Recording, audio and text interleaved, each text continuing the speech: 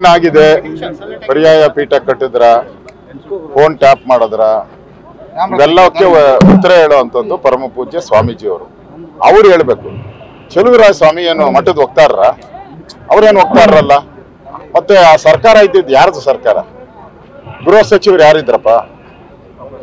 ಕಾಂಗ್ರೆಸ್ ಅವರು, Parameshwar. I think Congress ಅವ್ರು ತಾನೇ ಹೋಮ್ ಮಿನಿಸ್ಟರ್ ಇದ್ದಿದ್ದು. ಮತ್ತೆ ಹೋಮ್ ಮಿನಿಸ್ಟರ್ ಅವ್ರ ಕಡೆ ಇದ್ಕೊಂಡು ಕುಮಾರಸ್ವಾಮಿನ ಯಾಕೆ ಕೇಳ್ತೀರಾ ನೀವು? ಫಸ್ಟ್ ನಿಮ್ ರೆಸ್ಪಾನ್ಸಿಬಿಲಿಟಿ ಏನು?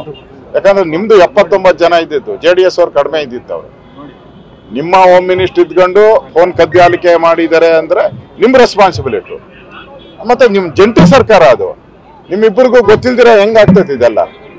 ಅವ್ರಿಗೆ ನೋಡಿ, ನೆನ್ನೆ ನಾವೆಲ್ಲ ಒಟ್ಟಿಗೆ ಎಲ್ಲ ಕ್ಯಾಂಡಿಡೇಟು, ಎಲ್ಲ ಒಕ್ಕಲಿಗ ನಾಯಕರು, ನಾವು ಎಲ್ಲ ಅಭ್ಯರ್ಥಿಗಳು ಅಲ್ಲಿ ಹೋಗಿ ಮಠದಲ್ಲಿ ಕೂತು ಸುಮಾರು 2-3 ಗಂಟೆಗಳ ಕಾಲ ಅಲ್ಲೇ ಇದ್ರಿ.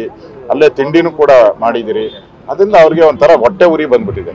ಅಂದ್ರೆ ಒಕ್ಕಲಿಗರಲ್ಲಿ BJP ಮತ್ತು JDS ಕರೆ ವಾಲ್ತಾರೋ ಅನ್ನೋ ಭಯದಿಂದ ಅವ್ರು ಈ ಮಾತನ್ನ ಆಡ್ತಾ ಇದ್ದಾರೆ. ಚುನಾವಣೆ ಸಂದರ್ಭದಲ್ಲಿ ಕಾಂಗ್ರೆಸ್ ಅವರು ಯಾಕೆ ಸರಿ ಒಕ್ಕಲಿಗರು ಟ್ರಂಪ್ ಕಾರ್ಡ್ ಪ್ಲೇ ಮಾಡ್ತಾ ಇದ್ದಾರೆ?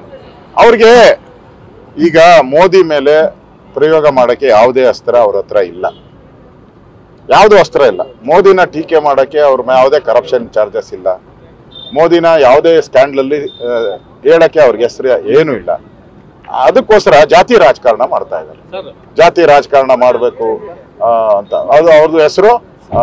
JDS ಅನ್ನು ಕೇಳ್ತಾ ಇದ್ರು ಜಾತ್ಯತೀತ ಅನ್ನೋದನ್ನ ತೆಗೆದಾಕಿ ಅಂತ. ನೀವೇನ್ ಮಾಡ್ತಾ ಇದ್ದೀರಾ ಇವಾಗ ಕಾಂಗ್ರೆಸ್ ಅವರು? ಯಾಕೆ ಜಾತಿಗಳನ್ನ ಹೋಗಿ ಹಿಂದೆ ಬೀಳ್ತಾ ಇದ್ದೀರಾ?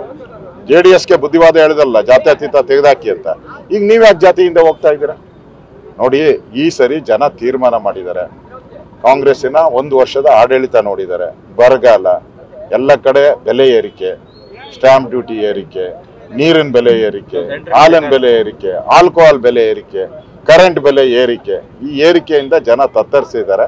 ಅದಕ್ಕೆ ಡೈವರ್ಟ್ ಮಾಡೋಂಥದಕ್ಕೆ ಈ ತರದ ಜಾತಿ ಬೀಜವನ್ನು ಗ್ಯಾರಂಟಿ.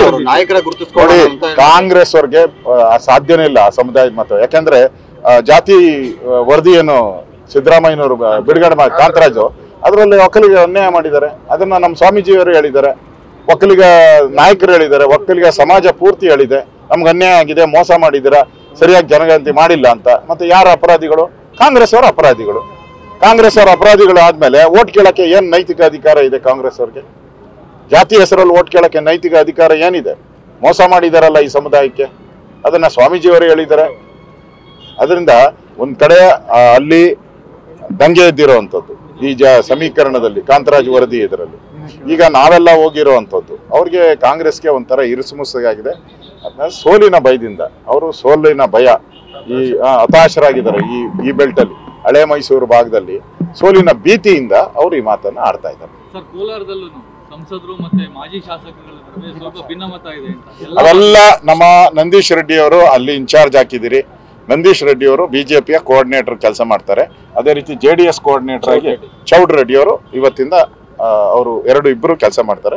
ಯಾವುದೇ ಗೊಂದಲ ಆಗಿಲ್ಲ. ಈ ಕಾಂಗ್ರೆಸ್ ಅಲ್ಲಿ ಇರೋದು ಗೊಂದಲ. ಈಗ KH ಮುನಿಯಪ್ಪನ ಬಣ ಇನ್ನೂ ಬಂದಿಲ್ಲ.